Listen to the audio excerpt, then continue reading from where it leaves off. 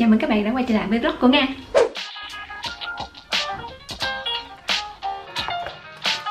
Đau khổ lắm.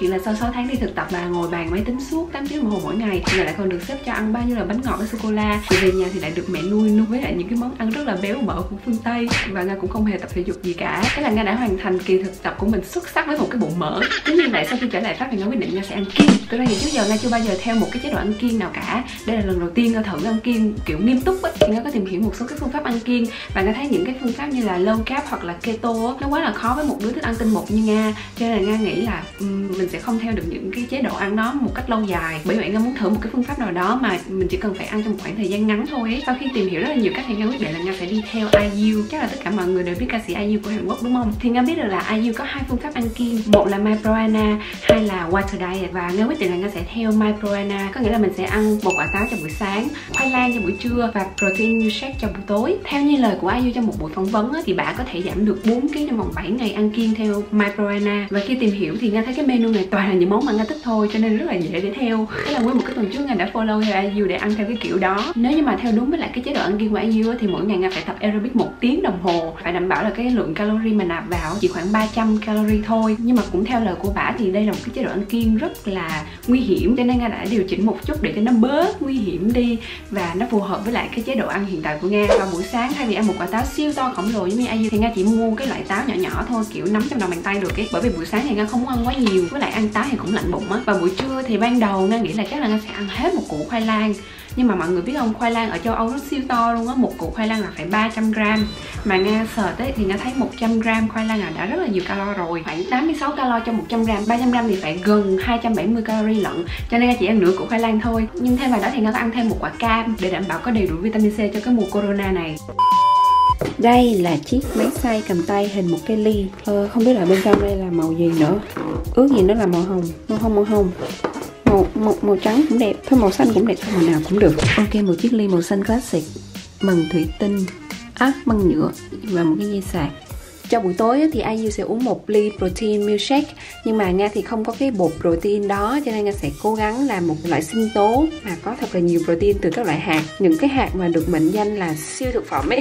Đầu tiên Nga sẽ cắt chuối cho vào. Chuối nếu như mà mới mua về thì tất nhiên là sẽ ngon, nhưng mà nếu như các bạn mua một nải chuối rất là to và muốn sử dụng trong cả tuần luôn thì để tránh cho chuối bị chín quá hoặc là bị đen đi vì để ở trong tủ lạnh hoặc để ngoài ấy, các bạn có thể để vào trong tủ đá. Sau khi để vào tủ đá, các bạn lấy ra, các bạn bỏ vô xay á, thì nó sẽ giống như là kiểu sinh tố rất là đặc mà không cần bỏ đá vào. Còn nếu như các bạn xay thường như vậy thì nó sẽ lỏng hơn. Đây là hạt hướng dương, Nga rất là thích ăn hạt hướng dương, mỗi thứ một ít thôi không là nó sẽ bị kiểu đầy quá. Đây là đậu phộng, chuối mà đi với đậu phộng là siêu béo luôn, siêu ngon luôn.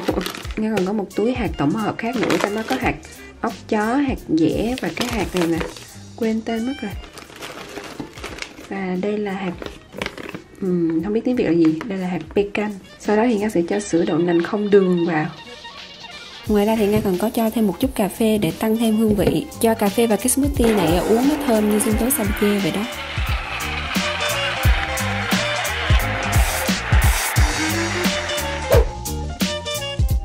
Lúc bắt đầu chế độ ăn kiêng này thì số cân của Nga là 52,3 kg và Nga có rất là nhiều đường cong lấp ló không cần thiết như thế này.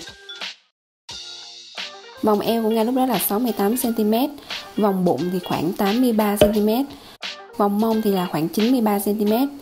Nga có đo thêm cả vòng đùi nữa, khoảng 58 cm. Và sau 7 ngày ăn kiêng đó thì kết quả của Nga như sau. Theo lời của IU thì trong 7 ngày mình có thể giảm được khoảng 4 kg. Tuy nhiên trong trường hợp của Nga, trong 4 ngày đầu tiên thì Nga đã giảm được 2 kg rồi. Nhưng qua tới ngày thứ 5, thứ 6, thứ 7 thì nó cứ chững lại ở đó và nó không giảm nữa. Tuy nhiên Nga có thể cảm nhận rõ rệt là cơ thể của mình nó nhẹ nhõm đi rất là nhiều và sờ vào bụng thấy bớt mỡ nữa. Sau những ngày ăn kiêng thì vòng eo và vòng bụng của Nga đã giảm được 4 cm. Vòng 3 thì giảm đi 3 cm. Và điều vui sướng nhất đó chính là đùi của Nga đã giảm được 3 cm. Còn đây là kết quả so sánh trước sau, vẫn là những đường cong nhưng mà đỡ phì nhiêu hơn một chút. Kết kết lại trải nghiệm của Nga như sau. Nga đã giảm được 2 kg hoặc xấp xỉ 2 kg. Cảm thấy thân hình mình nó gọn nhẹ hơn, người mình cảm giác nó nhẹ nhõm hơn. Thứ ba là mình cảm thấy mình ăn uống nó có vẻ healthy hơn. Và 7 ngày vừa rồi giống như là Nga ăn chay vậy á. Tới khi Nga quay trở lại cái chế độ ăn bình thường thì Nga có một chút hơi sợ ăn thịt, Nga không thể ăn nhiều thịt giống như ngày xưa nữa, mặc dù Nga là một đứa đạo thịt. Thứ tư là Nga không có cái cảm giác đói cồn cào điên cuồng giống như các bạn khác. Cũng có thể là tại vì cái khẩu phần của Nga nó quá nhiều so với các bạn khác, nhưng mà Nga cũng thấy nó nhiều hơn bao nhiêu hết đó. Những youtuber khác khi mà họ review á, họ kêu là đói lắm chịu không được, nhưng mà Nga cảm thấy rất là ok luôn. Và Nga cũng không có cái dấu hiệu đau bao tử hay là cảm thấy sức khỏe đi xuống gì cả. Cho nên Nga nghĩ nếu như mà các bạn muốn thử ăn kiêng theo IU thì các bạn hãy điều chỉnh cái menu đó một chút xíu, làm sao cho phù hợp với lại cái mức độ ăn uống của mình. Dù không giảm được quá nhiều cân giống như IU, nhưng mà phần nào đó mình cũng giảm cân và mình cảm thấy nó healthy hơn, đúng không? Bởi vì mình cũng đâu phải là ca sĩ diễn viên ở trong showbiz đâu mà phải ép cân bằng mọi giá để đi sự kiện đâu. Thứ tư là nếu như không tập thể dục thì bạn sẽ không đạt được kết quả giống như IU đâu. Những gì Nga làm chỉ là ăn kiêng và tập yoga rất nhẹ nhàng thôi, chứ không hùng hục và aerobic cả tiếng đồng hồ giống như bả. Thứ sáu là Nga cảm thấy da của Nga đẹp hơn hẳn mọi người ạ. Kiểu không bị mụn và da nó sáng hơn á. Trong suốt những ngày đầu tiên á, Nga cảm thấy rất là ok với lại cái menu này luôn. Tại vì Nga cảm thấy ăn cái gì nó cũng ngon á. Táo Nga cũng thích nè, khoai lang Nga cũng thích nè, cam càng thích hơn nữa. Mà smoothie, trời cái smoothie nó siêu ngon mọi người. Cái công thức smoothie của Nga siêu ngon, uống vào thấy chán luôn á. Mình đừng uống nhiều quá là không giảm cân được đâu. Tuy nhiên tới ngày thứ 6 và ngày thứ 7 mình sắp hoàn thành rồi, mình sắp cán vạch đích rồi, nhưng mà đêm đến cái cơn thèm thịt, cái cơn thèm đồ ăn nó trỗi dậy khủng khiếp á mọi người. 2 cái ngày cuối đó là 2 cái ngày khủng khiếp nhất. Trời ơi, Nga phải đấu tranh tinh thần dữ dội lắm luôn á. Đã vậy Nga còn ở trong nhà với rất là nhiều bạn nấu ăn thơm phức lên. Suốt ngày phải cầm cái ly smoothie ra ngồi kế bên mọi người á, nhìn mọi người ăn thịt và mình uống smoothie rồi tưởng tượng là mình đang ăn thịt. Và kết quả vừa rồi khá là khả quan và tinh thần của Nga nó cũng tốt lên á. Nga nghĩ là lâu lâu Nga sẽ dành ra một tuần để ăn lại cái chế độ này. Cũng không hẳn là để giảm cân không, mà để cảm thấy người mình nó nhẹ nhàng hơn và tinh thần mình nó sảng khoái hơn ấy. Đã có bạn nào từng thử ăn kiêng theo cái chế độ này chưa? Comment cho Nga biết kết quả của mọi người với nha. Tuy nhiên là đừng có khùng như Nga, đừng ăn vào cái mùa này. Mùa này là mọi người phải bổ sung vitamin, phải ăn uống đầy đủ để có sức đề kháng, để đuổi virus corona. Giờ đang ở nhà rất là rảnh cho nên Nga rất là siêng làm video. Có gì mọi người gợi ý cho Nga thêm chủ đề để làm với nha. Cảm ơn tất cả mọi người đã theo dõi hết video này và mong rằng mọi người sẽ quay lại với những video lần sau nhé. Bye bye. Áo thì đẹp nhưng mà mặc quần đi ngủ.